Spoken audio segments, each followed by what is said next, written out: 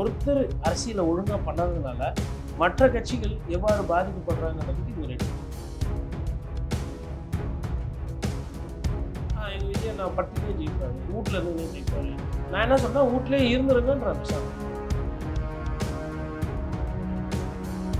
எனக்கு இதை பற்றிலாம் கவலையே கிடையாது. படம் ஓடனா பயங்கரமாக ஓடும், நான் வைப்பு பண்ணுவேன், நான் ஸ்பீக்கர் பண்ணுவேன், நான் விசில் அடிப்பேன், நான் டான்ஸ் ஆடுவேன், அதனால நான் ஜெயிச்சிருவேன்றதுலாம் எடப்பாடி பழனிசாமி முகம் எனக்கு பார்த்து போர் அடிச்சு போச்சு. அவர் வந்து பாட்டெல்லாம் போட்டு டான்ஸ் ஆட தெரியாது, விஜய் நல்லா டான்ஸ் ஆடுவார், அதனாலயா வந்தார் அவர் தூசி. லெஜண்ட் சரவணன் நடிக்கும் லீடர் வெற்றி நடை போடுகிறது உலகமெங்கும். குமுதம் ரிப்போர்ட்டர் நேயர்களுக்கு வணக்கம். இன்று நாம் சந்திக்க இருக்கும் சிறப்பு விருந்தினர் பத்திரிகையாளர் திரு கோடீஸ்வரன் அவர்கள். வணக்கம் சார்.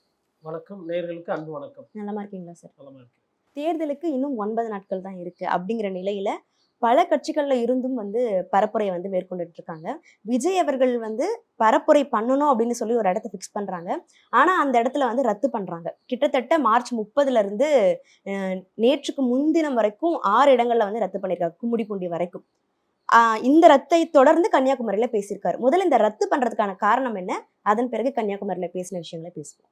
முதல்ல ரத்து பண்ணப்பட்டதுக்கு காரணங்களோ இல்லை முதலில் விஜய் அவர்கள் பிரச்சாரம் பண்ண முடியாததுக்கு காரணங்கள் தாவேக தரப்புலேருந்து சொன்னது என்னன்னா, இவ்வளோ ஸ்டாலின் தான் இதுக்கெல்லாம் காரணம், எங்களுக்கு பர்மிஷன் கொடுக்கறது இல்லை, ஸோ திமுக அரசு எங்களை ரொம்ப மோசமாக கையாளுறாங்க, எங்கள் கட்சி வளருதான் உங்களுக்கு புரியல, இது அரசியல் காழ்ப்புணர்ச்சி அப்படின்னு சொல்லப்பட்டது. இது முதல்ல சொல்லப்பட்ட காரணம். அதுக்கப்புறம் என்ன சொன்னாங்கன்னா, தேர்தல் ஆணையம் கண்டி பொசிஷன் எடுக்கணும், தேர்தல் தேதி அறிவிச்சதுக்கப்புறமா அதுக்கப்புறமா பார்த்திங்கன்னா எங்களோட கட்சியினுடைய தலைவர் பயங்கரமாக பிரச்சாரம் பண்ணுவார், சூறாவளி பிரச்சாரம் பண்ணுவார். ரெண்டாவது சொன்னாங்க. மூணாவது என்ன சொன்னாங்கன்னா, தேர்தல் ஆணையத்தில் ஒரு சில போக்கு சரியில்லை, அதிகாரிகள்லாம் மாற்றப்படணும், அந்த அதிகாரிகள் இருக்கிறவங்களும் எங்கள் அண்ணனால் பிரச்சாரம் பண்ண முடியாது அப்படின்னு மூணாவது சொன்னாங்க. நாலாவது இப்போ என்ன சொல்கிறாங்க அப்படின்னா, போதிய அளவுக்கு எங்களுக்கு பாதுகாப்பு வழங்கப்படலை அப்படின்னு திருப்பி மறுபடியும், அதாவது ஃபஸ்ட்டு அரசு சொன்னாங்க, இப்போ அதிகாரிகளுக்கு போயிட்டு எங்களுக்கு பர்மிஷன் உரிய நேரத்தில் உரிய மாதிரி கிடைக்கல அப்படின்ற மாதிரி சொல்கிறாங்க. அப்போது 4 காரணிகள், 4 விதமான காரணிகள், 4 டிஃப்ரெண்ட் ஆட்களை வைத்து பேசப்படுகிறது. 5வதாக இப்போ என்னன்னா, இவர் போய் பர்மிஷன் கேட்டதுனால, இவருக்கு பர்மிஷன் கொடுத்ததுனால உதயநிதி ஸ்டாலினோட ஒரு ப்ரப்போசல் பரப்புரை ரத்தாகுது. ஏன்னா முதல்ல கேட்டது தாவேக தலைவர் விஜய், ஆனால் விஜய்க்கு ஃபஸ்ட்டு கம் ஃபஸ்ட்டு பேசிஸில் நாங்கள் கொடுத்துட்டோம், அதுக்கு அடுத்து பின்னாடி வர தலைவர்களுக்கு அது கிடைக்காது அப்படின்னு. இப்போ விஜயால் என்ன நடக்குதுன்னா, ஒரு சைடு ரத்து நடந்து கொண்டிருக்கிறது, இன்னொரு சைடு அதிமுகவில் கூட ஒரு சில இடங்கள் கேட்டிருக்காங்க. உதாரணத்துக்கு இந்த அறந்தாங்கி, புதுக்கோட்டை அந்த சைட்லலாம் விஜய் அவர்களோட பரப்புரையோட அதே நேரத்தில் வருது, அதனால் இப்போ பண்ண முடியாது, நீங்கள் அப்புறமா பண்ணுங்கன்றாங்க. அப்போது விஜய் அவர்கள் பிரச்சாரம், அதாவது நேரம் என்பது ரொம்ப முக்கியம். முதல்ல அவர் நேரத்தை அவர் சரியாக பயன்படுத்துறது கிடையாது, ரத்து அடிக்கடி பண்ணுறாரு. இவர் ரத்து பண்ணுறதுனால இவர் கூட்டம் இந்த இடத்துல நடத்த போகிறாரு, இவர் பரப்புரை பண்ண போகிறாருன்னு சொல்லிட்டு தேர்தல் அதிகாரிகள் என்ன பண்ணுறாங்கன்னா, விஜய் அவர்களுக்கு தாவேகாவுக்கு ப்ரையாரிட்டி கொடுத்துட்டு மற்றதை தள்ளி வைக்கிறாங்க. இப்போ அதிமுக கேட்குது, இல்லை திமுக கேட்குது, இல்லை பாட்டாளி மக்கள் கட்சி கேட்குது, இல்லை அமமுக கேட்குறாங்க அப்படின்னா, விஜய் அவர்கள் தான் அந்த நேரத்தில் இருக்குது, அதனால் அந்த நேரத்தில் நீங்கள் அப்போ பண்ண முடியாது, அவர் முடிச்சதுக்கப்புறம் நீங்கள் பண்ணிக்கோங்க, இல்லை இன்னொரு நாள் கொடுங்கன்னு சொல்லிட்டுலாம் கேட்குறாங்க. அப்போ என்ன நடக்குதுன்னா, தாவேக தரப்புல இருந்து அந்த அனுமதி போகுது ரிட்டர்னிங் ஆஃபீஸருக்கோ, டிஸ்ட்ரிக்ட் எலெக்ஷன் ஆஃபீஸரோ, இல்லை அதிகாரிகளுக்கு. அவங்களுக்கு முன்னாடி பார்த்திங்கன்னா மற்ற பேப்பர்ஸ் அதுக்கு பின்னாடி வருது. தாவேக பேப்பர் முதல்ல இருக்குது, அதுக்கு பின்னாடி மற்ற கட்சிகள்லாம் கேட்குறாங்க. தாவேகாக்கு கொடுத்துட்டோம் அப்படின்னா கடைசியில் என்ன ஆகுதுன்னா, தாவேக கேன்சல் பண்ணுறாங்க. அப்போ தாவேக கேன்சல் பண்ணோம்னா இந்த மற்றவங்கலாம் எங்களுக்கு பர்மிஷன் கொடுக்கலன்னா அவங்க போய் அதிகாரிகள்கிட்ட முறையிடுறது, இந்த மாதிரி ஒரு விஷயம் நடந்துகிட்டு இருக்கு. இது வெளியில் பெருசாக பேசப்படல, ரிப்போர்ட் ஆகல. பட் இவர் ஒருத்தர் அரசியலை ஒழுங்காக பண்ணாததுனால மற்ற கட்சிகள் எவ்வாறு பாதிக்கப்படுறாங்கன்றதுக்கு இது ஒரு எடுத்துக்காட்டு. இன்னொன்று, இவர் ஒரு வேட்பாளர், ஆனால் அதே நேரத்தில் ஒரு கட்சி தலைவர். அப்போ ஒரு கட்சி தலைவராக இருக்கிறவர் என்னன்னா, வேட்பாளராக ஃபஸ்ட்டு அவர் பிரச்சாரம் பண்ணணும், போகணும், வரணும். ரெண்டாவது கட்சி தலைவராக அவர் பிரச்சாரம் பண்ணணும், போகணும். இப்போ கட்சி தலைவராகவும் சரியாக பிரச்சாரம் பண்ணுறதில்ல, வேட்பாளராகவும் சரியாக பிரச்சாரம் பண்ணல. உதாரணத்துக்கு இப்போது திருச்சி கிழக்கு எடுக்கினீங்கன்னா, திமுகலையும் அதிமுகலையும் இருக்கிறவங்க எவ்வளவு நேரம் போய் பிரச்சாரம் பண்ணியிருப்பாங்க, இவர் எவ்வளோ நேரம் ஒரு வேட்பாளரை போய் பிரச்சாரம் பண்ணால் அவங்களோட மக்கள் கிட்ட செலவு பண்ண நேரத்துக்கும் ஓட்டு கேட்ட அந்த டைமு, பிரச்சாரம், அந்த டிஸ்டன்ஸ் கவர் பண்ணதோடு பார்த்தீங்கன்னா, விஜய் அவங்க ஒரு 100ல் ஒரு 70% அவங்க டைம் ஸ்பெண்ட் பண்ணுறாங்கன்னா, இவர் 10-20% கூட இவர் ஒதுக்குறது கிடையாது. அப்ப அது போதும்னு நினைக்கலாம்ல, எங்களுக்கு அது போதும்னு சொல்றாங்க. சரி, அது அவர் நினைப்பு, அது நினைக்கலாம். பட் அரசியல்ல அப்படி கிடைக்காது. இப்போ நீங்க வந்து இப்போ ஒரு உதாரணத்துக்கு கிரிக்கெட் மேட்ச் விளையாட போறீங்க. ம். நான் வந்து 5 ஓவர் ஆடினாவே எனக்கு போதும் அப்படின்னு நினைக்க முடியுமா? இது என்ன விதமான புரிதல் அவருக்கு இருக்கிறது? ம். ஒரு ஒரு ஒரு விஷயத்த நீங்க செய்யறீங்க, ஒரு ஒரு ஆட்டத்தை ஆடுறீங்க அப்படின்னா, அந்த ஆட்டம் முழுவதும் ஆடும். அதுதான் அந்த ஆட்டத்துக்கு மரியாதை, ஆட்டக்காரருக்கு மரியாதை. நான் இப்போ கொஞ்சம் ஆடுவேன், பாதி ஆடுவேன், நான் அதுக்கப்புறம் ரெஸ்ட் எடுப்பேன், நான் 3 நாள் லீவ் விடுவேன் அப்படின்றதெல்லாம் வந்து அது ஏற்புடையதாக இல்லை. உதாரணத்துக்கு தோனி அவர்கள் வந்து சென்னை சூப்பர் கிங்ஸ்க்கு விளையாடலனாலுமே ஏன் விளையாடல, எதுக்கு விளையாடல, உடம்பு சரியில்லையா, தசை பிடிப்பா, இல்லை மற்றவர்களுக்கு வாய்ப்பா அப்படின்லாம் பேசப்படுது. ஒரு ஆட்டத்துக்கே அப்படின்னும் போது இது தேர்தல் எவ்வளோ முக்கியமான ஒரு ஒரு விஷயம். இதில் வந்து விஜய் அவர்கள் போய் களத்தில் முன்னிறுத்து அவரோட உழைப்பு மற்றவர்களுக்கு எடுத்துக்காட்டாக இருக்கணும். இப்போ இது எப்படி பார்க்குறதுன்னு புரிஞ்சுக்கிறோன்னா, வில்லிவாக்கத்துக்கு இவர் வந்து பரப்புரை பண்ணுறதா சொல்லியிருக்காரு. யார்? ஆதவ். இப்போ ஆதவ் இருக்கிறப்பட்டவர், அதனால் இவர் போனாலும் போகலனாலும் இவர் பொம்மையை வச்சு எதையோ ஒன்று வச்சு ஹாலோகிராமோ இல்லை வந்து பேம்ப்ளெட்டோ இல்லை ஒரு ஸ்டிக்கரோ ஒட்டி ஓட்டு கேட்பாங்க, பிரச்சனை கிடையாது. பட் ஒரு தலைவரோட உழைப்பு எப்படி இருக்கணும்னா, தொண்டர்கள் அசராமல் இருக்கணும், தொண்டர்கள் போய் முட்டு கொடுக்குற மாதிரி இருக்கக்கூடாது. எங்கள் விஜய் நான் பட்டினே ஜெயிப்பார், வீட்டில் இருந்துன்னே ஜெயிப்பார். நான் என்ன சொன்னால் வீட்டிலே இருந்துருங்கன்றேன் பேசாமல், தெரிஞ்ச மாதிரி.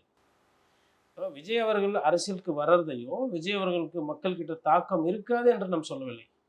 நம்ம என்ன சொல்கிறோன்னா, இந்த உழைப்புக்கு அவர் எதிர்பார்க்கிற அந்த ரிசல்ட் கிடைக்காதுன்றது தான் நம்ம வந்து ஒரு ஒரு குற்றச்சாட்டால் ஒரு கருத்தாக வைக்கிறோம். அது எந்த அளவுக்கு தாக்கத்தை ஏற்படுத்தும் மக்கள்கிட்ட. நீங்கள் டெய்லி போய் ஓட்டு கேட்க வேண்டியதில்லை. அட்லீஸ்ட் வந்து ஒரு ஒரு ஒரு ஒரு 8 மாதத்துக்கு முன்னாடி இல்லை ஒரு 6 மாதத்துக்கு முன்னாடி ஆரம்பிச்சிருந்தாருன்னா இவர் வந்து 214 தொகுதியிலையும் போயிருப்பார். ஆதவ் குறித்து பேசியிருந்தீங்க. ஆதவ் அவர்கள் ரொம்ப கான்பிடென்ட்டா சொல்றாரு, முதல்வர் அவருடைய குடும்பமே வில்லிவாக்கத்துக்கு வந்தாலும் நான் ஜெயிப்பேன் அப்படிங்கிறாரே. வில்லிவாக்கத்தில் பின்ன எல்லா வேட்பாளருமே வந்து தோப்போன்னு சொல்ல மாட்டாங்க இல்லையா? ஒரு வேட்பாளர் வந்து யாருமே வந்து நாங்கள் தோற்றுருவோம் அப்படின்னு வெளிப்படையாக சொல்ல முடியாது. எல்லாரும் சொல்லக்கூடிய கருத்து என்ன? நாங்கள் வந்து 214 தொகுதியும் ஜெயிப்போம். அதாவது திமுக வந்து 210 சொல்கிறாங்க, 200 சொன்னாங்க. அதிமுக 210 சொல்லியிருக்காங்க. தாவேக்கா வந்து 234 கூட நாங்கள் ஜெயிச்சிருவோன்ற மாதிரி சொல்கிறாங்க. அப்போ தமிழ்நாட்டில் நான் என்ன கேட்குறேன்னா, 670 சட்டமன்ற தொகுதி இருக்கா? தமிழ்நாட்டில் இருக்கிறது 234 தான். அதில் வந்து ஒரு ஒரு 4 சட்டமன்ற தொகுதியெலாம் வந்து நீங்கள் ரிசல்ட் வந்து ஆல்ரெடி புக்டு. ஒரு 4 இல்லை, ஒரு 40 ரிசல்ட் இந்த நேரத்தில் புக்டு. இன்னும் டீட்டெயிலாக பேசணுன்னா, ஒரு 100 சட்டமன்ற தொகுதிகளில் வந்து திமுகவும் அதிமுகவும் அவங்களுக்குள்ளேயே கம்ஃபர்டபுளாக பிரிச்சுப்பாங்க. மிச்சம் தேர்தல்ன்றதே மிச்சம் இருக்க இந்த 134 தொகுதி தான். அப்படி இருக்கும்போது எந்த சீட்டு ஸ்ட்ராங்காக இருக்குது, எந்த ஸ்ட்ரீட்டு வீக்காக இருக்குது, எந்த சீட்டில் போய் தலைவரே பிரச்சாரம் பண்ணணும், எந்த சீட்டில் தலைவர் 2வது முறை பிரச்சாரம் பண்ணணும். இப்போது உதாரணத்துக்கு திமுக இல்லை நீங்கள் அதிமுக எடுத்துக்கிட்டீங்க அப்படின்னாலும் என்ன பண்ணணும்னா, 2வது முறை வந்து மோசமாக இருக்கிற தொகுதியில் அவங்க போய் பிரச்சாரம் பண்ணுவாங்க. அது வந்து ரொம்ப முக்கியம். கொஞ்சம் பலவீனமா இருக்குன்ற இடத்துல 2வது தடவை பண்ணுவாங்க. கண்டிப்பாக ஒவ்வொரு கட்சி தலைவரும் பண்ணுவாங்கங்க. அதாவது எப்படி இது நடக்கும் அப்படின்னா, அம்மையார் ஜெயலலிதா பண்ணியிருக்கிறாங்க, கலைஞர் பண்ணியிருக்கிறாரு. கலைஞர்லாம் இந்த மாதிரி விஷயத்தில் ரொம்ப கவனமாக இருப்பார். அதாவது ஃபஸ்ட்டு வந்து அவங்களுக்கு ஒரு ரிப்போர்ட் வரும், அலையன்ஸு கூட்டணி அப்படின்னும் போது ஒரு பரப்புரை முடிச்சிருப்பாங்க. 2வது வேட்பாளர் தேர்வு, வேட்பாளர் போய் பார்த்துப்பாங்க. கையில் வந்து ஒரு லாஸ்ட் ஒரு 2-3 நாள் வந்து ரிசர்வ் வச்சுருப்பாங்க. அந்த ரிசர்வ் எதுக்கு இருக்கும்னா, அவங்களோட சொந்த தொகுதி இருக்கு இல்லைங்களா, அதில் பிரச்சாரம் பண்ணுறதுக்கு ஒரு 10 நாள் 15 நாள் எடுத்து வைப்பாங்க, ஒரு 2 வாரம். அப்போது கட்சியாக சொந்த தொகுதியா அப்படின்னு வரும்போது என்ன பண்ணுவாங்கன்னா, அவங்க ரிஸ்க் எடுப்பாங்க. என்னோட தொகுதியில் நான் எப்படியா இருந்தாலும் ஜெயிச்சிருவேன், நான் எவ்வளோ ஓட்டில் ஜெயிக்கிறேன்றது முக்கியம் இல்லை, இந்த 2 நாளையோ இந்த 3 நாளையோ நான் என் தொகுதியில் நான் வாங்க வேண்டிய ஓட்டை வந்து நான் மற்ற கட்சிக்காரங்களோ இல்லை மாவட்ட செயலர் கூப்பிட்டு கொடுத்துட்டு அவங்க என்ன பண்ணுவாங்கன்னா அடுத்த இடம் போடுவாங்க. உதாரணத்துக்கு இதே மாதிரி ஒரு எடுத்துக்காட்டு ஆர்கே நகரில் நடந்திருக்கு. மேயர் ஜெயலலிதா வந்து வெற்றிவேலை நம்பி கொடுக்குறாங்க பொறுப்பை, நீங்கள் பார்த்துக்கோங்க, நான் வந்து என்னோட பிரச்சார டியூரேஷன் கம்மி பண்ணிட்டு அதை வந்து வேறு மாவட்டத்துக்கு போய் அந்த இடத்துல வந்து பிரச்சாரத்தை வந்து ஏற்றுறேன். அப்போ என்னன்னா, ஒரு கட்சியினுடைய தலைமையோ இல்லை ஒரு ஆளுமைக்கோ வந்து தமிழ்நாடு பூரா 214 தொகுதி பார்க்கும்போது சட்டமன்ற தொகுதியாகவும் பார்ப்பாங்க, இல்லைன்னா தேவைப்பட்டால் மண்டலமாக பார்ப்பாங்க, இல்லை மாவட்டமாக பார்ப்பாங்க. இப்போ உதாரணத்துக்கு வந்து இப்போ அதிமுக தலைவர் நினைக்கிறாரு, எனக்கு வந்து திருவள்ளூர் மாவட்டம் வந்து போதிய அளவுக்கு சரியாக இல்லை அப்படின்னா, அதிமுகவில் வந்து திருவள்ளூர் மாவட்டத்துக்கு ஒரு 1/2 நாள் ஒதுக்குவாங்க. ஒரு சூறாவளி பிரச்சாரம் மாதிரி காலைல எடுத்து ஒரு 4 தொகுதி 5 தொகுதி வேகமாக அப்படியே போய் ரோட் ஷோ மாதிரி போயிட்டு தொண்டர்களை உற்சாகப்படுத்தி விட்டு அங்கே எதை சரி செய்யணுமோ சரி செஞ்சுட்டு வருவாங்க. அது வந்து எப்படின்னா, இது வந்து ஒரு டிஃபென்ஸ் மெக்கானிசம் மாதிரி. எந்த இடத்துல ஏறி இருக்கும், எந்த இடத்துல பின்னாடி இருக்கும், பின்னாடி இருக்கிறதுல ஏற்றுறதுக்கு என்ன பண்ணணும், அவங்க அந்த தலைவர் போயிட்டு வந்த உடனே அவங்களுக்கு ஒரு பல்ஸ் கிடைக்கும். இந்த மூத்த அரசியல்வாதிகளோட ஒரு கணிப்பு என்ன, இல்லை ஒரு விஷயம் என்ன அப்படின்னா, அவங்க பழைய தேர்தலை பார்த்து பார்த்து பார்த்து அவங்களுக்கு அந்த காட்சி வந்து அவங்களுக்கு ஒரு உள்ளுணர்வு முன்கூட்டியே தெரியும், அவங்க ஜெயிக்க போகிறாங்களா அவங்க தோக்க போகிறாங்களான்னு. இது வந்து நீங்கள் பர்சனலாக ஒரு சிலர்கிட்ட பழகியிருந்தீங்க, அதாவது முதலமைச்சர் வேட்பாளர்கள் இல்லை முக்கியமான பெரிய அமைச்சர்கள் அப்படின்னா இதை வந்து அவங்க இரண்டாம் கட்ட தலைவர்கள் இருக்காங்க இல்லையா, இதெல்லாம் வந்து அவங்க வந்து தேர்தலுக்கு அப்புறமா வந்து பகிர்வாங்க, முன்னாடி நம்மக்கிட்ட சொல்ல மாட்டாங்க. எம்ஜிஆர் அவர்கள் வந்து ஒரு இடைத்தேர்தலுக்கு கர்நாடகம் போகிறாரு, பிரச்சாரம் பண்ணாரு, பயங்கரமான கூட்டம் வருது. அந்த வேட்பாளர் ரொம்ப சந்தோஷம் வந்து எம்ஜிஆரை கட்டி தழுவுறாரு. காரில் ஏறும்போது எம்ஜிஆர் சொல்கிறார் நீ ஜெயிக்கிறது கஷ்டம்ட்டு போகிறாரு. அந்த இடத்துல அவர் தூக்குறோம். என்ன அப்படின்னு கேட்கும்போது, இல்லைங்க நீங்கள் வரீங்க, கூட்டம் இவ்வளோ வருது, எல்லாம் கையை இது பண்ணுறாங்க, பாசமாக இருக்கிறாங்க, ஆரவாரம் பண்ணுறாங்க.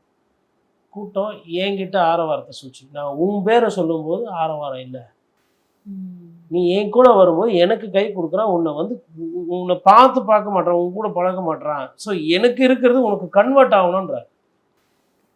அப்போது அதே மாதிரி எஸ்ஆர் விஜயகுமார் பாராளுமன்ற தேர்தல் நிற்கிறாரு. அம்மையார் ஜெயலலிதா பிரச்சாரத்தை முடிச்சுட்டு வண்டி வரும், ஒரு 100 அடி தள்ளி போய் நிற்கிது, சூல போஸ்ட் ஆஃபீஸ் கிட்ட போய் நிற்கிது. வேட்பாளர் வர சொல்லுன்றாரு. அப்புறம் வேட்பாளர் திப்பின்னு ஓடுறாரு. போனோடனே பயப்பட வேணாம், நீ ஜெயிச்சிருவோம் போன்றார். கடைசி பாயிண்ட்டு முன் பாயிண்ட்டு தேர்தல் அதோட முடியுது. அப்போ வேட்பாளருக்கு எப்படி இருக்கும், ரொம்ப பயந்து நிற்கிறோம். இவர் வந்து ஒரு சாதாரண ஆள், எஸ்ஆர் விஜயகுமார் அன்றைக்கி தேதியில் ஒரு மாணவர் அணி பேக்கப் தான். எதிர்த்து நிற்கிறது சர்வ வல்லமை பிடித்த தயாநிதி மாறன் அவர்களை. மொத்த ஒரு ஊடக பின்பலம், அவருக்கு உண்டான அந்த அந்த பாரம்பரியம், பெரிய இடத்து வீட்டு மகன், பணபலம் படைபலம் எல்லாம் இருக்குது. மத்திய சென்னையில் அவர் தோற்றதே கிடையாது. மத்திய சென்னை வந்து திமுகவுக்கு எழுதி நேந்தி விடப்பட்ட ஒரு தொகுதி மாதிரி கிட்டத்தட்ட. அந்த தொகுதியில் இவங்க சொல்கிறாங்க நீ ஜெயிச்சிருவாங்க. அந்த வார்த்தை எங்கேருந்து வருதுன்னா, அந்த மக்கள்கிட்ட பேசும்போது அந்த மக்களோட அந்த ரெஸ்பான்ஸ், க்ரௌடு ரெஸ்பான்ஸ். அப்போ அவங்க என்ன கணக்கு பண்ணுவாங்கன்னா, ஓகே கட்சி ஓட்டு இவ்வளோ, கட்சி எதிர்ப்பு ஓட்டு இவ்வளோ, வந்திருக்கிற கூட்டம் இவ்வளோ, இதில் இவ்வளோ ஸ்ட்ரைக் ரேட்டு, என்னோட கேண்டிடேட் ப்ளஸ்ன்னும் போது அந்த மைண்ட் வந்து அது சூப்பர் கம்ப்யூட்டர் மாதிரி வேலை செய்யும். நிறைய நேரத்தில் வந்து ஒரு சிலர் சொல்லுவாங்க, ஸ்ட்ராட்டஜிஸ்ட்டை குறை சொல்லுவாங்க, இந்த ஸ்ட்ராட்டஜிஸ்ட்டு சரியாக ஐடியா கொடுக்கல, இந்த ஸ்ட்ராட்டஜிஸ்ட் இங்கே சொதப்பியிருக்காரு அப்படின்றது. அது எப்படின்னா, ஒரு சில பத்திரிகையாளர்களுக்கு அதர் சைடில் என்ன நடக்குது தெரியாது. நீங்கள் என்ன பண்ணுவீங்கன்னா, உங்கள் ஆஃபீஸ்லேயே ஏசி ரூம்லேயே உட்காந்துக்கிட்டு நுனி நாக்கில் இங்கிலீஷ் பேசிக்கிட்டு காலம்லாம் எழுதிட்டு இருக்கும்போது என்ன ஆகிடுனா, ஒரு ஸ்ட்ராட்டஜிஸ்டோட பிரச்சனைகள் என்னன்னு உங்களுக்கு புரியாது. இப்போது ஜானை வந்து நம்ம நிறைய நேரத்தில் விமர்சனம் பண்ணுறோம். ஜான் வந்து போதிய அளவுக்கு வந்து விஜய் அவர்களுக்கு அறிவுரை சொல்லலை, இல்லை ஆலோசனை கொடுக்கல. என்ன சொன்னாலும் என்ன கொண்டாலும் கட்சி தலைவர்கள் அவங்க செய்கிறது தான் செய்வாங்க. ஒரு சில நேரத்தில் எடுத்துக்குவாங்க, ஓரளவு தான் எடுத்துக்குவாங்க. ஒரு ஸ்ட்ராட்டஜிஸ்ட் சொல்கிறத மொத்தமாலாம் எடுத்துக்க மாட்டாங்க எந்த ஒரு கட்சி தலைவரும். ஏன்னா இவங்க வந்து பணத்திற்காக வேலை செய்கிறாங்க. அவங்க கட்சியோட ஒரிஜினல் லீடர், கட்சியோட தலைவர். அப்போ அரசியல்ன்றது இவர்களை விட அவர்களுக்கு நல்லா தெரியும். அப்போ எதுக்கு இந்த பேக்கப், எதுக்கு டீம்னா ஈவெண்ட்டு. அவங்க ஒரு சில நேரத்தில் ஒரு தவறான ஒரு விஷயத்தை பேசிடக்கூடாது, தரவுகள் தப்பாக போயிடக்கூடாது, எதிர் சைடில் என்ன நடக்குதுன்ற அந்த ஐடியா கொடுக்குது. ஒரு பிளேயருக்கும் பிளேயருக்கு அசிஸ்ட் பண்ணுறவங்களுக்கும் வித்தியாசம் இருக்குது. பிளேயர் தான், அசிஸ்டன்ஸ் பண்ணுறவங்க அசிஸ்டன்ஸ் தான். கோச்சுன்றது வேறு. கோச்சுன்றது வந்து ஸ்ட்ராட்டஜியும் கிடையாது. கோச்சுன்றது அந்த கட்சியினுடைய மென்டார்.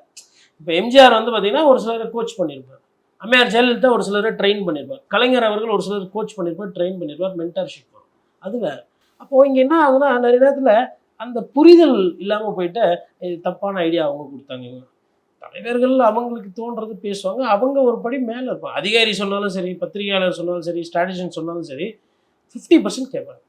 Strike rate. இப்போ நீங்கள் ஒரு பத்திரிகையாளர், இல்லை நீங்கள் வந்து ஒரு வியூக வகுப்பாளர், நீங்கள் போய் ஒரு அரசியல் தலைவருக்கு ஒரு 10 ஐடியா கொடுத்தீங்கன்னா அதில் 3லேருந்து 4 நடந்தால் பெரிய விஷயம். ஸ்ட்ரைக் ரேட் கம்மியாக இருக்கும். நீங்கள் சொல்லுவீங்க, எடுத்து சொல்லுவீங்க, இல்லை தம்பி இது சரியாக வராது, இல்லை அது அப்படி வராது, இது இப்படி இல்லை அப்படின்னு அவங்க ஒரு கணக்கு வச்சுருப்பாங்க. நீங்கள் என்ன பண்ண முடியும், இன்னொரு வாட்டி சொல்லுவீங்க, 2வது வாட்டி சொன்னதுக்கப்புறம் இல்லைன்னா அது ஆகிடும். இப்போ எதுக்கு இதெல்லாம் சொல்ல வரேன்னா, இது எங்கேருந்து இந்த பாடம் கிடைக்கும் அப்படின்னா, திருப்பி இப்போ விஜய் சார் இருக்கும், இது சுற்றி ஜனங்களெல்லாம் பார்த்தா தான் தெரியும். இப்போது கன்னியாகுமரியில் ஒரு கூட்டத்தை பார்ப்பீங்க, தூத்துக்குடியில் ஒரு கூட்டத்தை பார்த்துப்பீங்க.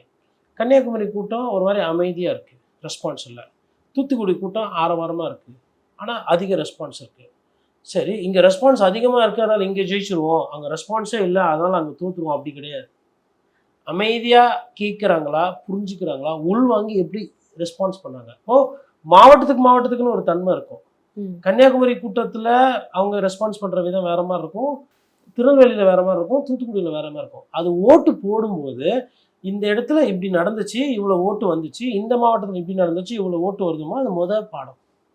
2வது தேர்தல் போகும்போது அதே பாயிண்ட்ல போயிட்டு அதே பார்க்கும்போது உங்களுக்கு 2026 காட்சி 2031 ஓடும் ஒரு தலைவருக்கு. இதே இடத்துல இந்த ஸ்பாட்டில் என்ன பேசணும், அன்னைக்கு இப்படி இருந்தது, அன்னைக்கு இவங்க கூட இருந்தாங்க, இவங்க எதிர்த்து இருந்தாங்க, இன்னைக்கு கூட்டணியில் இருக்கோம், இல்லை எனக்கு தனியாக இருக்கிறோம் அப்படின்னும் போது தட் வர்சஸ் திஸ் கம்பேரிசன் பண்ணும்போது தான் அந்த அரசியல் ஞானமோ இல்லை அரசியல் புரிதலோ மேம்படும், உயரும். எனக்கு இதை பற்றிலாம் கவலையே கிடையாது. என் படம் ஓடினா பயங்கரமாக ஓடும், நான் வைப்பு பண்ணுவேன், நான் ஸ்பீக்கர் போடுவேன், நான் விசில் அடிப்பேன், நான் டான்ஸ் ஆடுவேன், அதனால் நான் ஜெயிச்சிருவேன்றதெல்லாம் வந்து உண்மையிலே பாவம் ஒரு நிலைமை நினச்சேன். தெரியலன்னு சொல்கிறதுக்கு ஒரு ஒரு ஒரு தைரியம் வேணும். அது இல்லை மற்றவங்களை குறை சொல்கிறதுனா இறங்கி துணிஞ்சு அடிச்சு ஆடணும், அதுவும் இல்லை உங்கள் எல்லார்கிட்டையும் இல்லாதது என்கிட்ட ஒன்று இருக்குது, என்னென்னா என்னோடய உழைப்பு. அந்த உழைப்போடு அந்த வசீகரம் சேரும்போது நான் அடிப்பேன் அப்படின்னா அதற்கு அந்த உழைப்பை போடணும், அதுவும் கிடையாது. ஒரு கூட்டணியை கூட உடைக்க அவரால் முடியல, ஒரு கட்சியை கூட அவர்கிட்ட சேர்க்க முடியல. ஒருத்தரும் அவரை முதலமைச்சர் வேட்பாளராக மற்ற கட்சி தலைவர் சேர்த்துக்கிறார். இந்த உண்மையை மறைச்சிட்டு என்ன பண்ணுறாங்கன்னா, அவர் வந்து தனியாக இருந்தால் தான் அவருக்கு செல்வாக்கு, அவர் வந்து மற்றவங்களோட போனால் வந்து தப்பாயிடும். சரி, மற்றவங்களோட இவரு போவானா, மற்றவங்க இவரு நம்பி யாருன்னா வந்திருக்கலாம்ல.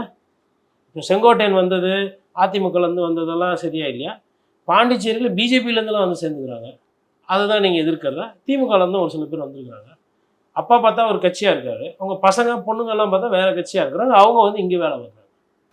உள்ள ஒவ்வொரு கேண்டிடேட் பின்னாடியும் போய் பயோடேட்டா எடுத்து பார்த்தீங்கன்னா ஒன்று அப்பா அம்மா இல்லை சித்தப்பா மாமா ஏதோ ஒரு கட்சியில் இருக்கிறவங்களோட வாரிசு தான் இப்போ அங்கே வந்துருக்குது. இது என்ன மாற்றம், இது என்ன புதுசு, இது என்ன தினுசு எடுத்து பார்.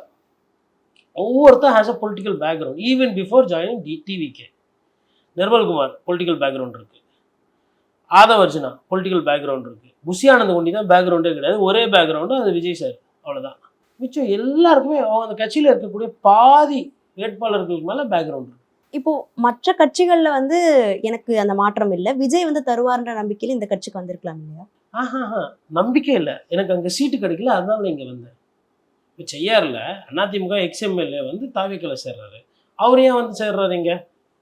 எடப்பாடி பழனிசாமி முகம் எனக்கு பார்த்து போர் அடிச்சு போச்சு, அவர் வந்து பாட்டெல்லாம் போட்டு டான்ஸ் ஆட தெரியாது, விஜய் நல்லா டான்ஸ் ஆடுவார், அதனாலயா வந்தார் அவர் தூசி முகன். எனக்கு இங்கே எம்எல்ஏ சீட்டு கொடுக்கல, அந்த கோவத்தை நான் எப்படி காட்டுறது? அங்கே போய் சேர்ந்தா காட்டலாம். இப்போது இவர் இருக்கிறாரு ரெட்டியார்பட்டி நாராயணன், அவர் வந்து நாங்குநேரியில் மாறுறாரு. அவர் தான் வந்து இபிஎஸ் வாட்டி பிரச்சாரம் போகும்போது கிட்ட இருந்து ஆரவாரம்லாம் பண்ணி எழுச்சியெல்லாம் பண்ணார். கூட்டணிக்கு போயிடுச்சு சீட்டு. கூட்டணிக்கு போயிட்டோன்னா எனக்கு சீட்டு இல்லைனா கட்சியாவது கூட்டணி ஆகுது, நான் போகிறேன்னு சொல்லிட்டு அவர் போயிட்டு இப்போ டிவிக்கு நின்றார். அவர் வந்து என்ன, இபிஎஸ் வந்து எம்ஜிஆர் மாதிரி வந்து சண்டை போட மாட்டார், படத்தில் டான்ஸ் ஆட மாட்டார், இவர் வந்து ஜம்பிங்லாம் பண்ணி சண்டை போடுறாரு, பீஸ்ட் மாஸ்டர்லாம் பார்த்தோம், அதனால எனக்கு பிடிச்சி போயிடுச்சு, அதனால் நான் எம்ஜிஆரை பார்த்த இடத்துல இன்றைக்கி விஜய் அப்படி பார்க்குறேன், அப்படி எதனா நிலைப்பாடா? ஏன் அப்படி இருந்தால் முன்னாடி ஏன் பார்க்கல? சீட்டு கிடைக்கல, எனக்கு பதவி கிடைக்கல, எனக்கு முக்கியத்துவம் கொடுக்கல, அதனால நான் போகிறேன், அப்படி போனது தானே தவிர்த்து விஜய் அப்படியே ஈர்த்து விஜயோட கொள்கையை பார்த்து இப்போ நாம் தமிழர் கட்சியில் சொல்கிறாங்கன்னா அவள் ஜெயிக்க மாட்டேன்றது ஒரு சிலருக்கு தெரியும்.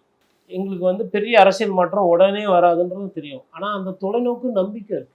இன்றைக்கி இல்லைனாலும் என்றைக்குனாச்சும் ஒரு நாளைக்கு ஆனால் சிஎம்ஆர் முதலமைச்சராக உட்காருவார். அவர் பேசக்கூடிய தமிழ் தேசியம் வெல்லும், ஒரு சொல் வெல்லும், ஒரு சொல் வந்து நாட்கள் கழித்து அது வந்து நின்று வெற்றி வாகியாக மாறும் அப்படின்ற அந்த புரிதல், அந்த நம்பிக்கையின் அடிப்படையில் அவங்க போகிறாங்க. யாருன்னா இப்போ 2026 சீமான் சார் முதலமைச்சர் ஆகிடுவார் அப்படின்ற மாதிரி கருத்து கணிப்பில் வருதா? இல்லை, யதார்த்தத்தை பேசுவோம். முதல்வர் ஸ்டாலினுக்கு வருது, எதிர்கட்சி தலைவர் எடப்பாடி பழனிசாமி முதல்வர் ஆகிறதுக்கு வாய்ப்பு இருக்கிறதுன்னு கருத்து கணிப்பு வருது. நான் ஏன் அதுக்குள்ளே டீட்டெயில் போகலன்னா, ஒவ்வொரு கருத்து கணிப்பாக இருக்கும், ஒன்று திணிப்பாக இருக்கும், ஒன்று உண்மையாக இருக்கும், ஒன்று தப்பாக இருக்கும். ஒன்றுத்த பேசணுன்னா உடனே எதிர்கட்சியில் இருக்கவங்க என்ன சொல்லுவான், இவன் வந்து இந்த கட்சிக்கு ஆதரவாக பேசிட்டான். அதாவது எல்லாருக்கும் அவங்க கட்சிக்கு ஆதரவாக முட்டு கொடுக்கணும். நம்ம அப்படி கொடுக்கலன்னா உடனே பெயிண்ட் எடுத்து ரெடியாக வச்சுருப்பாங்க, பச்சை colour paint, red colour paint, அப்புறம் ஆரஞ்சு கலர் பெயிண்ட்டு. அது ஆரஞ்சு பெயிண்ட்டு தான் ரொம்ப காமன். ஆனால் இப்போ இந்த சீசன் அது கம்மியாகிடுது. அந்த சங்கி பெயிண்ட்டு அது அடிப்பாங்க, பச்சை கலர் பெயிண்ட்டு அதிமுக பெயிண்ட். அதுக்கு காரணம் என்ன சார்? இப்போ இந்த காவி பெயிண்ட் அடிக்கிறதுக்கு குறைஞ்சிருக்குன்னு சொல்றீங்க. ஊழலை பற்றி பேசினா உனக்கு குத்துது, அப்படி கிடையாது எங்கள் முதல்வர் அப்படின்னு சொன்னால் முதல்ல ஒழிக்கப்பட வேண்டியது உங்களை தான். சட்டம் ஒழுங்கு பிரச்சனை பேசுனா ஆஹா அப்படியெல்லாம் கிடையாது, முதல்வர் ஸ்டாலின் அவர்கள் பேர் அருமையாக இருக்குது அப்படின்னா ஸ்டாலின் ஐயா மேலே தப்பு கிடையாது. இதை கேள்வி கேட்காம நீ கட்சிக்கு ஓட்டு போடலாங்க, அதில் எந்த தப்பும் கிடையாது. இப்போ நான் கேள்வி கேட்குறேன், நான் அவங்கள குறை சொல்கிறேன், அதனால நான் திமுக ஓட்டு போடக்கூடாதுன்றது கிடையாது. நியாயத்தை பேசணும். பொதுமக்களாக இருந்தாலும் சரி சரி பொதுமக்கள் அவங்க இது மாதிரி பேச மாட்டாங்க. கட்சிக்காரங்க இருக்காங்களா, பாதி நேரம் கட்சியை கெடுக்கிறதே அவங்க தான். ஊழல் பண்ணல, யார் தான் பண்ணல? மண்ணு திருடுறாங்க, யார் தான் மண்ணு திருடுறா? 10 ரூபா பாட்டில் வாங்கலாம், அவங்க பீரியடில் வாங்கலையா? ட்ரான்ஸ்ஃபருக்கு காசு வாங்குறீங்க, வேலை வாய்ப்பு தரத்துக்கு 25 லட்சம் 10 அவங்க வாங்கலையா? இதெல்லாம் ஒரு பதிலா? வெட்கமா இல்லையா? அப்போ எதுக்கு மாற்றம் முன்னேற்றம்னு சொல்லிட்டு அப்போ நீங்கள் போன தேர்தலில் கேட்குறீங்க? அப்போது 2 பேரும் மாறி மாறி பண்ணுறீங்க, அப்படி எடுத்துக்கலாம்ல. இதில் பாஜக வந்து விடும், பாஜக சரி, பாஜக எதில் வந்து விடும்? இந்த பங்கு பிரிக்கிறதுல பாஜக வந்து விடுமா? இல்லை இந்த டெண்டர் இதில் பாஜக வந்துட போதா? அவங்களுக்கே வந்து 10 சீட்டு ஜெயிப்போமான்னு தெரியாமல் சுற்றின்னு இருக்கிறாங்க. இவ்வளோ உழைச்சி 20 வருஷமாக அரசியல் பண்ணி தமிழகத்தில் பாஜகவோட நிலைமை என்ன? இன்னைக்கு ஒரு 10 சட்டமன்ற தேர்தல் ஜெயிச்சா வெற்றி, 10 20 வருஷம் உழைச்சி. அண்ணாமலை வராரு, அவர் வராரு, இவர் வராரு, சிங்கம் டான்ஸ் போடுறீங்க, அப்படி ஒரு வைப்பு பண்ணுறீங்க, முக்கியத்துவம் கொடுத்தீங்க, தனியாக நின்று பார்த்தீங்க, சேர்ந்து நின்று பார்த்தீங்க, இதை உடச்சிங்க, அத்தை சேர்த்தீங்க, இதை ஊற்றுனீங்க, எல்லாம் பண்ணி இன்னைக்கு நிலைமை என்ன? 10 எம்எல்ஏ ஜெயிச்சா நல்ல விஷயம், அப்படி தானே இருக்கு. ஆனால் இதுதான் நிலவரம். ஆனால் இதை மறைச்சிட்டு என்ன பண்ணுறது? பாஜக வந்துடும், பாஜக வந்துடும். பாஜக வரப்போகிறது இல்லை, அதுக்கு வாய்ப்பு இல்லை. அதிமுக அழிஞ்சா பாஜக வரும். அதிமுக அழிகிற மாதிரி இல்லையே. அதிமுக பார்த்தா அழிகிற மாதிரியே இருக்குது. இப்போ கூட்டம் நாகப்பட்டினத்தில் எடப்பாடி பழனிசாமிக்கு அதிகமான கூட்டம், மற்றவங்க எல்லாரை விட. ஒரு செகண்ட் லீக்ல விஜயோட கூட்டத்தை பற்றி பேசினாங்கன்னா நீங்கள் வேணால் கிளிப்பிங்ஸ் இருக்கும், எல்லாத்துலேயும் போய் பாருங்கள், நேயர்களும் பார்க்கட்டும். விவசாயி பெல்ட் எங்கெல்லாம் இருக்கோ விவசாயி பெல்ட்டில் இன்னைக்கு இந்த லாஸ்ட் ஒரு 15 நாளாக அதிமுக கூட்டம் கூட வருது. சரி, இதை வந்து பதிவு பண்ணுறதோ பேசுறதோ நிறைய பேர் பண்ணுறது கிடையாது. அது என்னன்னா அது தோற்று போயிடும் இந்த கட்சி. இபிஎஸ் வந்து இல்லை, அப்புறம் இபிஎஸ்ன்றது தனி நபர், கட்சின்றது தனி. அப்போது நீங்கள் வந்து ஒரு தலைவரை வச்சு தான் ஒரு கட்சியை பார்க்கணும்னு கிடையாது. இவங்க பிடிக்கலன்னா இவங்க மாற்றுன்றது அது ரொம்ப நாளாக இருக்கிற ஒரு விஷயம் தானே. யார் ஜெயலலிதா பின்னாடி யாருமே இல்லைன்ற மாதிரி தானே பேசப்பட்டது. 2 தேர்தல் சந்திச்சிட்டாங்கல்ல, அவங்களும் தோக்குறாங்க, ஜெயிக்கிறாங்க. வேட்பாளர் போட முடியுதில்ல அந்த கட்சியால், பிரச்சாரம் பண்ண முடியுதில்ல அந்த கட்சியால், வாக்குகள் வாங்க முடியுதில்ல, ஒரு சில இடத்துல ஜெயிக்க முடியுதில்ல. அப்போது இது எப்படி பார்க்குறது? இடைத்தேர்தலில் தோக்குறதுன்றது இயல்பு. உள்ளாட்சி தேர்தலில் எங்கேயோ ஒரு 5 கவுன்சிலர் 10 கவுன்சிலர் ஜெயிச்சிருக்காங்கல்ல, ஆட்சி மொத்தமாக பிடிக்கல, சட்டம் அதாவது உள்ளாட்சியை பிடிக்க முடியல, ஜெயிச்சிருக்காங்கல்ல. அப்படி இருக்கும்போது அது அவ்வளோ குறைத்து, அதாவது விஜய் வராரு அதனால் அது ஒன்றுமே இல்லாமல் போயிடும், விஜய் வராரு அதனால் திமுக இதோடு போயிடும். இது எப்படி புரிஞ்சுக்கிறது? அவரே உழைக்க தயாரா இல்லை, நீங்கள் எதுக்கு வாயில் அவ்வளோ பிபி நாதஸ்வரம்லாம் ஊதி விஜய்க்கு வாசிக்கிறீங்க? இல்ல, அவர் சொல்றாரு களத்துல இறங்கி தொண்டர்கள் வந்து வேலை செய்யணும்னு விஜய் வந்து சொல்றாரு. ஏன்னா அவர் செய்ய மாட்டாரு, அதனால தொண்டர்கள் இறங்கி வேலை செய்யணும். நானும் வேலை செய்கிறேன், நீயும் வேலை செய்யணும், வாப்பா தலைவன்பா, நீ தொண்டை, நான் தலைவன், நான் தான் முதலமைச்சர் நாற்காலியில் உட்கார போகிறேன், நீ 8 மணி நேரம் வேலை செய்யணும், நான் 18 மணி நேரம் வேலை செய்வேன் அப்படின்னா தலைவன்.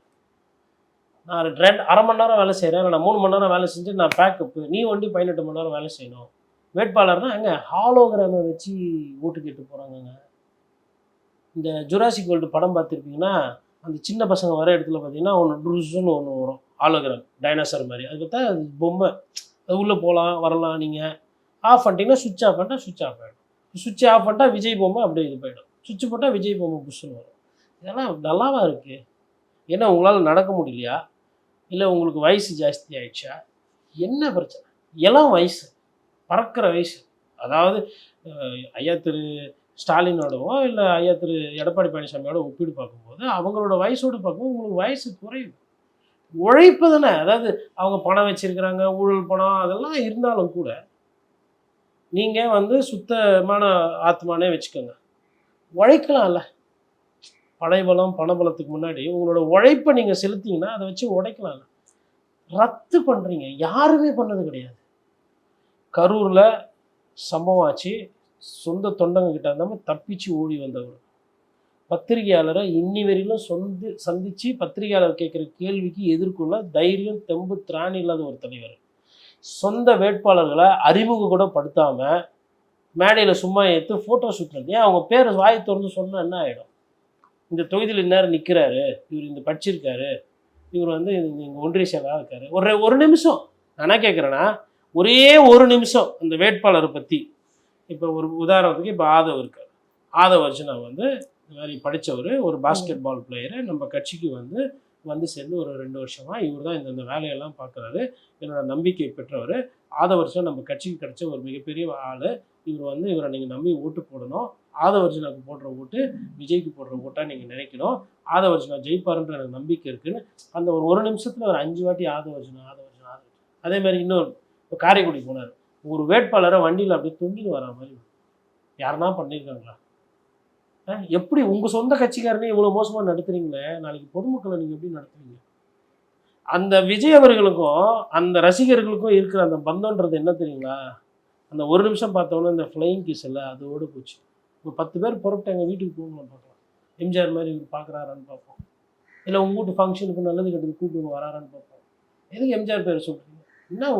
என்ன பேசிக் எத்திக்ஸ் இருக்குது உங்களுக்கு அவர் பேரை பயன்படுத்துறதுக்கு? அவரும் நீங்களும் ஒன்றா? ஆனால் எம்ஜிஆரில் கால்வாசி வரமாட்டார்.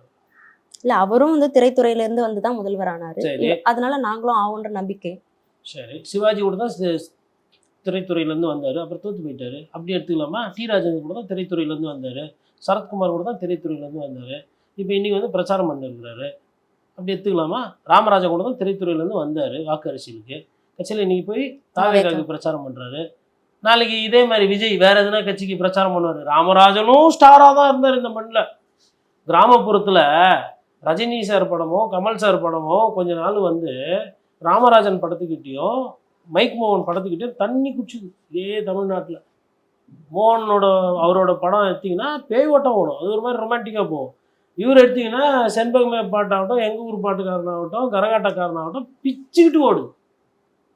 எல்லாருக்கும் என்னப்பா இது என்ன பண்ணுறதுனே தெரியலையே. அப்படி இருந்தார் ஒரு காலத்தில் ஐயா ராமராஜன். இன்றைக்கி ராமராஜன் என்ன பண்ணுறாரு? தாவேக வேட்பாளர் போய் ஓட்டு கேட்குறாரு. இதே நிலைமை. இது சங்கிலி வாழ்க்கைன்றது, சங்கிலி. கரெக்டாக அந்த நேரத்தை சரியாக பயன்படுத்தல. அவரே சொல்லியிருக்காரு, வாழ்க்கை ஒரு வட்டம், இங்கே ஜெயிக்கிறவன் தோப்பான், தோக்குறவன் ஜெயிப்பான். படத்துலலாம் நல்லா இருக்கும். சரி, அப்போ நீங்கள் மேலே இருக்கிறீங்க, அப்போ நீங்கள் கீழே வந்துடுவீங்க. பார்க்க தான் போகிறேன் நான். உழைக்கலன்னா அவர் கீழே வந்துடுவார். இப்போ இதை ஹைப்பில் மேலே போயினுக்குது.